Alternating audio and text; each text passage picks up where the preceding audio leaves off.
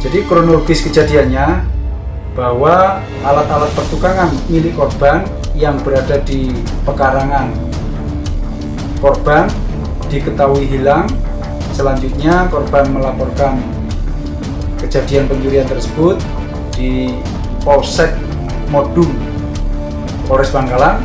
Selanjutnya kami unit Reskrim Polsek Modung melakukan penyelidikan dan kami berhasil mengidentifikasi pelakunya, yang mana pelakunya atau tersangkanya 2 orang, dan akhirnya kami dapat melakukan penangkapan terhadap 2 orang tersangka ini, yang mana kami melakukan penangkapan di rumah masing-masing tersangka. Saat ini tersangka ditahan di Polres Bangkalan dengan sangkaan pasal 477 KUHP dengan ancaman hukuman 7 tahun penjara dan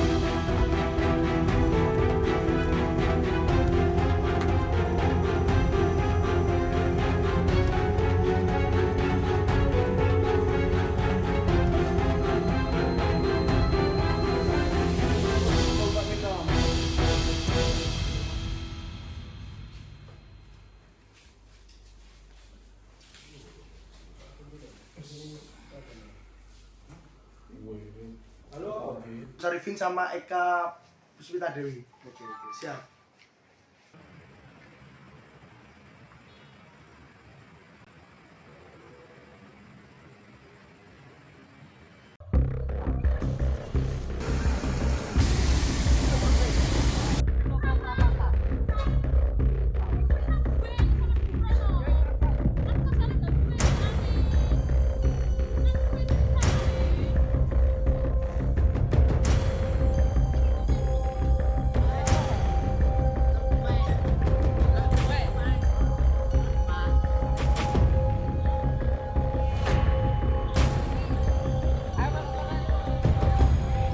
Benar, jadi kami dari Pos Lamongan mendapatkan laporan dari masyarakat kejadian truk terbakar di jalan raya jurusan Jombang Lamongan, tepatnya di Desa Ndradah Blumban, Kecamatan Dupering, Kabupaten Lamongan.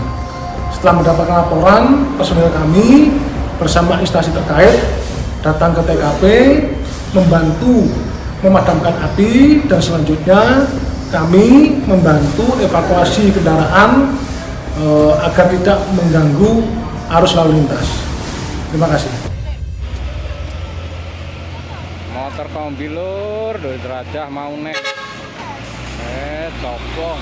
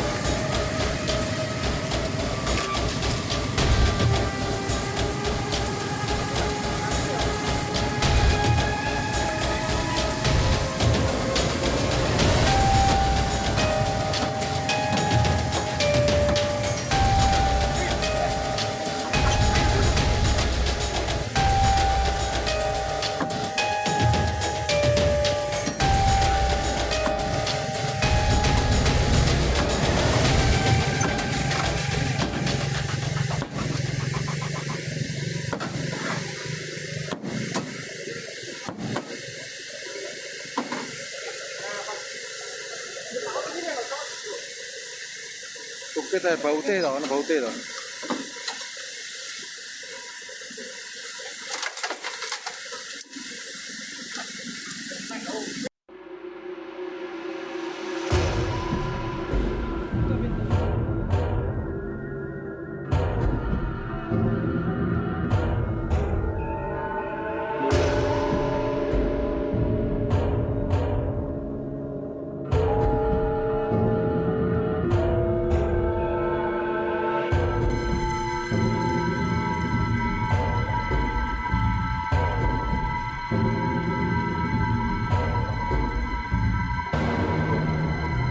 Kronologi singkat dari awal, kejadian ini bermula dari tanggal 2 Mei 2026 sekira pukul 15.00 di sebuah toko emas Jakarta yang beralamat di Kabupaten Pamekasan. Kemudian pada tanggal 9 Mei 2026 korban melaporkan atau membuat laporan polisi di Unit 1 Pidana Umum. Kemudian setelah menerima laporan, kami lanjut langsung melakukan penyelidikan. Dan dari korban alhamdulillah menyerahkan file asli CCTV pada tanggal 11 Mei 2026. Kemudian hasil lidik kami dan hasil olah dari CCTV pada tanggal 12 Mei 2026 alhamdulillah kami dapat kantongi identitas terduga pelaku, yang mana kami lacak keberadaannya dan kami dapatkan di sekitar wilayah Dompu, Nusa Tenggara Barat. Sehingga kami berkoordinasi dengan Resmob Satreskrim Polres Dompu, alhamdulillah berhasil mengamankan terduga pelaku 2 orang dengan inisial AL 24 tahun dan juga UN umur 51 tahun. Keduanya adalah warga Pontianak Timur, Kota Pontianak, Kalimantan. Barang bukti yang berhasil kami amankan dari tangan terduga pelaku yakni 2 buah gelang dan juga 1 cincin. Kemudian hasil koordinasi kami dengan Satreskrim Polres Dompu, ternyata pelaku ini juga mempunyai tanggungan kejadian di Polres Bima, sehingga kami seberang lagi ke Polres Bima. Dari Lombok itu ternyata lain pulau, rekan-rekan media. Kami nyebrang lagi ke Bima. Hasil koordinasi kami dengan Polsek Rasbar, Polres Bima, kemudian dari sana ternyata terjadi mediasi antara korban dan juga terduga pelaku ini. Korban memaafkan dan tidak melanjutkan ke proses hukum, sehingga kami bawa tersangka ini, terduga tersangka, untuk menjalani proses hukum di wilayah Kabupaten Pamekasan. Seandainya sana tidak terjadi mediasi dan tetap proses hukum, mungkin akan diproses di Bima karena lebih dekat juga lokus deliktinya. Kemudian kami bawa penuh tantangan juga karena pesawat agak susah, sehingga kami tempuh jalur darat, jalur laut, sehingga bisa sampai ke Lombok. Dari Lombok kami terbangkan ke Surabaya dan alhamdulillah langsung nyebrang ke Madura ini. Itu saja yang bisa saya sampaikan. Oke. Dan itu pelaku komplotan atau bagaimana? Atau Pelaku ini dari Kalimantan, merupakan lintas pulau. Kalau residivis, sementara data kami belum pernah ada. Pelaku ini belum pernah dihukum. Namun kegiatan ini menurut pengakuan awal dari pelaku sudah berjalan sekitar 1 tahun. Jadi berpindah-pindah pelaku ini, lintas pulau. Pengakuan di kami ada beberapa TKP, ya kan, baik di Pulau Jawa, kemudian Pulau Bali, dan juga Pulau Nusa Tenggara Barat. Pamekasan sendiri hasil dari penyelidikan kami masih 1 TKP, yakni di Toko Emas. Karena melakukan pelaku pengakuannya ketika dapat agar segera cepat bergeser. Kemudian di Sampang 1 TKP, namun kami masih berkoordinasi ke Polres Sampang terkait laporan polisinya. Domisili di Pontianak. KTP Pontianak. dibuat apa? Dibuat kehidupan sehari-hari. Jadi karena pengakuannya terlilit hutang, di sana ditagih hutang, cicilan rumahnya juga, kemudian cicilan mobil, kendaraan, sehingga bingung pelaku ini. Kenapa? Kalau statusnya sudah tersangka di kami. Ibu rumah tangga, pekerjaannya maksudnya. Nah, pekerjaannya ibu rumah tangga. Kalau statusnya bersuami. Ya.